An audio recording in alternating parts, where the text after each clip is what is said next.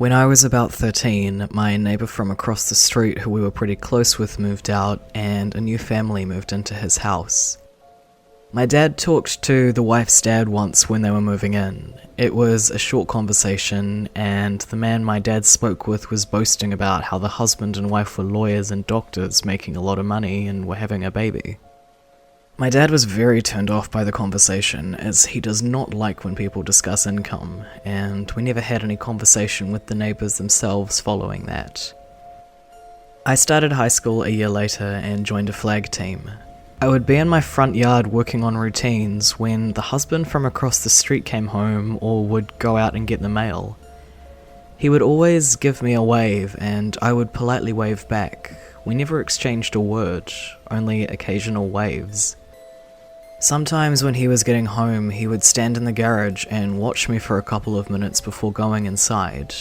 I always wrote this off since throwing flags in the air isn't a common thing, and I'm pretty used to random joggers or walkers stopping briefly to watch me, as it's a pretty interesting thing to see. A few more years later, when I was 16, almost 17, I began receiving Facebook messages with just my first name on them from a man about my parents' age that I didn't know. I ignored them.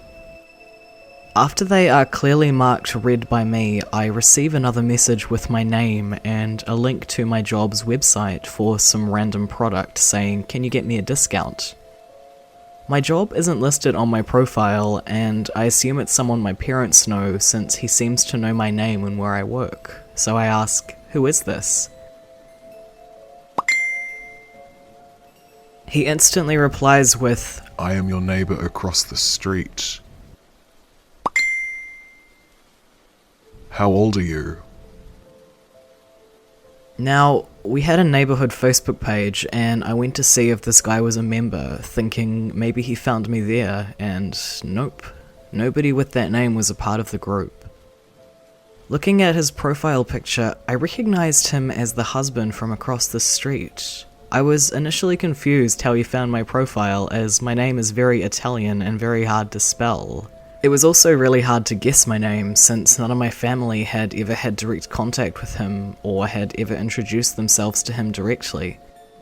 How would he know my first name, let alone my last name, to even find my Facebook?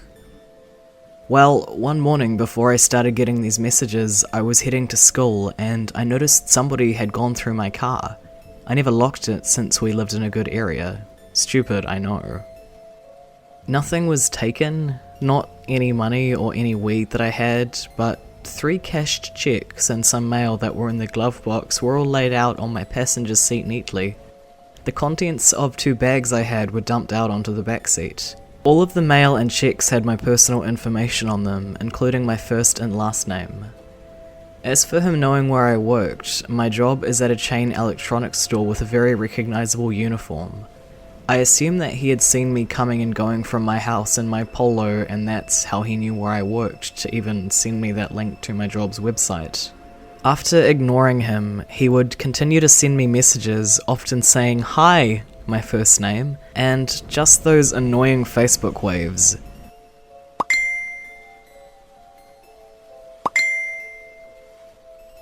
I wouldn't even open them.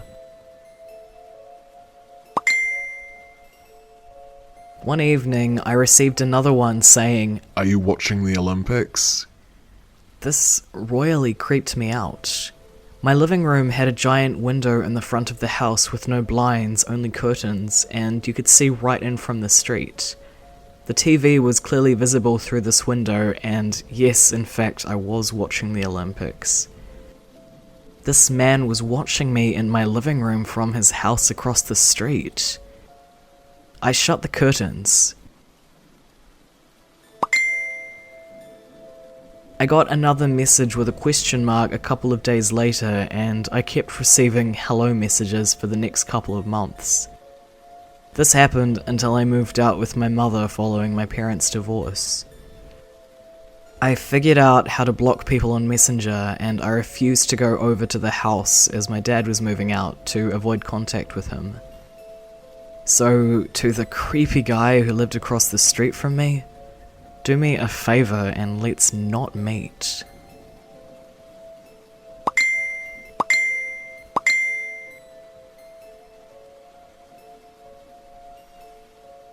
I lived in Japan for about 10 months a couple of years ago as part of a study abroad program as my placement year for university. I lived in Hiroshima, and pretty much every Japanese person I met was exactly how you would expect them, generous and respectful. All except this one old lady who just so happened to live in the apartment next to me. It was about a month after I'd been in Japan. I'm originally from Northern Ireland, so it was quite an adjustment to make. A group of gaijins decided we were going to go to the Saijo Sake Festival. For those who don't know, this is a huge sake or rice wine drinking festival that, from what I now understand, everyone goes to and gets extremely drunk at. As men of fine taste and culture, we sampled many different kinds of sake from all over Japan and got written off beyond belief. Then we all got the train home back to our apartments. I can't remember shit all apart from calling my girlfriend at the time and passing out on my futon. Normal stuff. Skip to 6 AM the next morning when my loud as fuck doorbell wakens me up.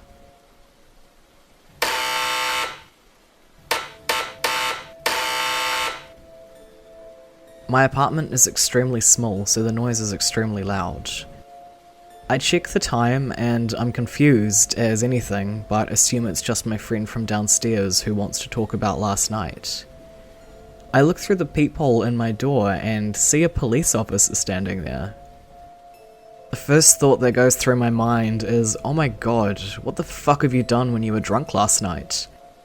But at the same time, I was so sure I just fell asleep right away. I talked to the dude using a translation app, and he basically tells me there's been a noise complaint. Strange, considering the fact all I did was make a phone call and fall asleep. Anyway, the guy sees how confused I am and kinda just says there must have been a mistake and leaves. I'm honestly still drunk and just super confused, but the day carries on as normal. The next morning, at 6 AM, the doorbell rings again.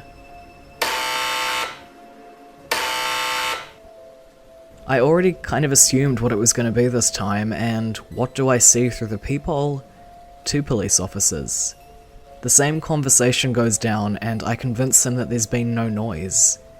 I literally walk them into my apartment to show them how I fell asleep watching Netflix. They tell me at this point it's the neighbour, who I've never met, who was making the complaints. At this point, I just think she's a mean person, or maybe racist. I ask the guy at my uni who takes care of all the foreign students about this, and he tells me that I'm getting moved apartments to a room on the floor below. I'm pretty pissed off because I just settled into my new space, but whatever.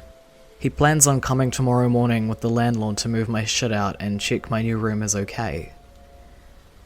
You ever get it when you get woken up by something in the middle of the night and it really fucks you up? I went to sleep on good time that night in preparation for the people helping move my stuff out. So naturally, at 3 AM, I'm fast asleep. Then suddenly...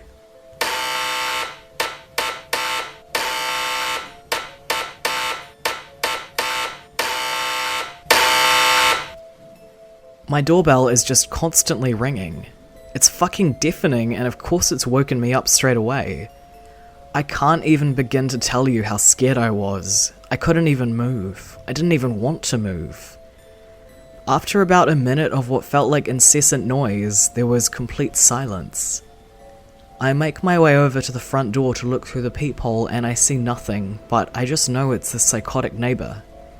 Nothing else happens that night, and I eventually get back to sleep. I wake up the next morning, still kinda shaken, but it's okay because my boys are coming around soon. I keep walking out the front door to check if they're downstairs, and I quickly close my door behind me because I don't know what this woman will try to do if she sees me. I walk into my room and the slide door to my balcony is open, and there I see her for the first time. She's literally wrapped her fucking body around the fence that separates our balconies while keeping her footing on her side and is just staring at me. We stare at each other for a second and then she quickly whips back round onto her side. Literally 2 seconds later my doorbell rings and I'm just like, nah, that's not even fucking possible. This is some demon shit. I'm so fucked. Thank God it turns out to be the people to help move my stuff, and I tell them what's up and hastily move downstairs to my new room. Outside of her turning up at my new room once and asking if the police had come there, I was able to avoid her from then on out. I guess the police decided to start ignoring her calls. So, crazy ass lady, let's not meet again.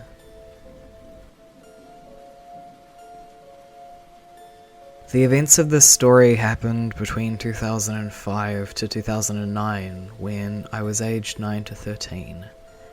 As a child, I lived on a quiet suburban cul-de-sac with my mother, my young brother, who was aged 2 to 6 at the time, my grandmother, and my father.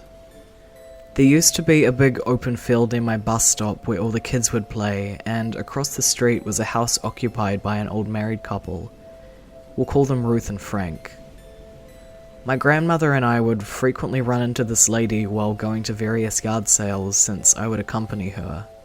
They would hang out, drink coffee, sit outside and talk, reminisce, all the cliche old lady things.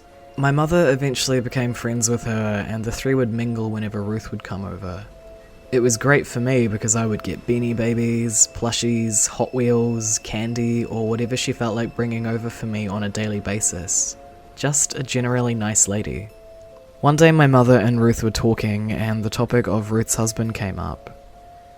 My mother asked why Frank never came over with her, and Ruth said he was more of a homebody who couldn't go too far because he had bad lungs, had oxygen, and was just all around frail. My mother, being super sympathetic and feeling bad, suggested that we come visit her instead. I recall my mother telling me that she seemed reluctant, but she had convinced Ruth it was no problem, and we started going over there. Ruth's house was literally only 4 houses down from ours. Enter Frank, an incredibly skinny 70-year-old bedraggled man who always smelled like a funeral home, had super long straight grey-white hair past his shoulder, a stubbly beard. He had green old man slippers with a pale blue bathrobe. Having been raised to be always kind and have the best manners around people, especially my elders, I was always nice to him. Nothing major happened at first. It was just small awkward exchanges that made me uncomfortable. The first flag was just comments on how cute me and my brother were. How he wished we were his kids or grandkids since Ruth and Frank had never had their own children. It was always strange to me how much embellishment Frank would put into these sentences, but I just assumed it was typical old people stuff since my mother seemed okay with them. The second flag was during a summer vacation of mine. There was an ice cream truck that would always come through our neighbourhood, and I'd never be able to get any because I never had money and my grandmother was stingy.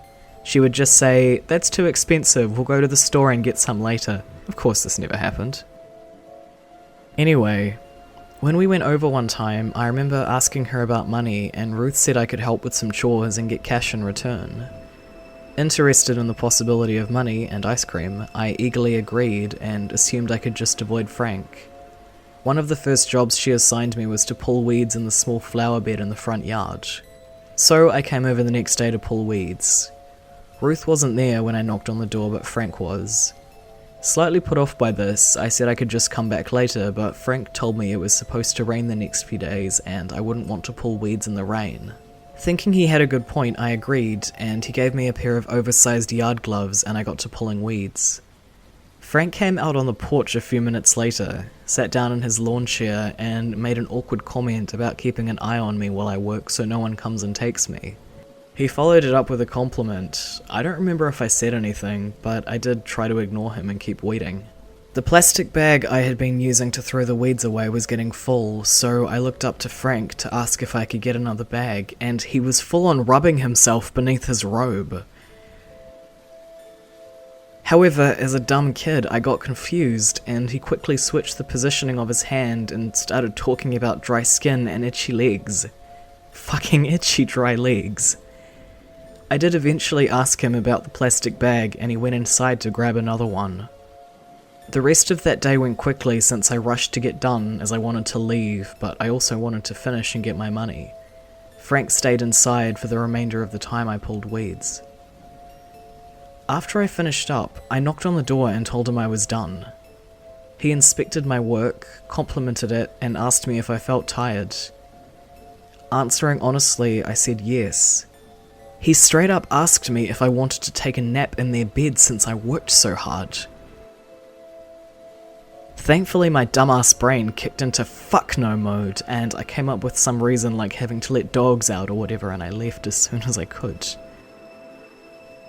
The third flag was multiple different occurrences during my school years. My bus stop was literally right across the street from his house, and he would sit outside every single day.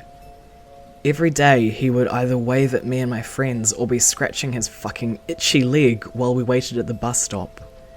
My friends, Maddie and Kaylee, were pretty immature about it and thought it was absolutely hilarious. They made it into a joke more than anything, which helped make it less creepy for me for the time being. We had all sorts of dumb names for him and everything. But that changed the day he started touching himself even more when on the porch, to the point where he was basically flashing us and fondling his junk. As a bunch of kids, you'd think we'd tell someone, but nah, we didn't. The reason? My friend Kaylee, who was aged 13 at the time and I was 12, was always in trouble and sneaking cigarettes from her chimney-smoking mother, so she was afraid she'd get caught and we'd all get in trouble or something dumb. Our solution was to walk to the next bus stop that was only a street over. We agreed, and from that point on we took the other bus stop. The fourth flag was when I would hang out with my friends on the weekend. My younger brother would often cry and complain to go, so I was forced to drag him with me when I tried hanging out with my friends. As I had no other way to ride but past Frank's house if I wanted to get to the small neighbourhood park or to see my friends, I would frequently pass it. On occasion, he would flash us as we drove by or scratch his itchy leg. The fifth flag was shortly after we had given Ruth a puppy. My mother's Bichon Frise / toy poodle mix had babies, and we gave them all to close friends. I was particularly attached to the only female puppy and was determined to see her again, despite Frank being a creep. So I decided to brave the first bus stop again and stop to see the puppy. They usually kept her out on a long lead in the front yard that kept me a comfortable distance from Frank. He was only able to go as far as his oxygen hose would let him. I'd mainly focus on the puppy, but Frank would try to force conversation. At this point, I had managed to get out of those conversations pretty quickly. So Frank adjusted his tactic and tried luring me closer to him by keeping the dog inside during the morning. Mind you, this didn't work, but the fact that he tried was really fucked up. I didn't get to see the puppy much after that. Shit didn't hit the fan until Ruth broke down to her friend Debbie, who lived across the street. My mother was also friends with Debbie. Ruth told Debbie about her messed up marriage and what her husband does. This sent Debbie into a fit. She told my mother right away, and this ended any type of connection we had with them. I eventually told my mother, grandmother, and literally anyone else who asked about him if we were sexually abused or what. I don't remember what happened afterwards, but we were forbidden from going that way anymore unless supervised. So I had to make a shortcut through my backyard, cut through other people's backyards so I could walk to and from school every morning, meet my friends and go about my daily life. We since moved from there around 2011 after my grandmother passed, and as far as I'm aware, my mother hasn't spoken to Ruth since.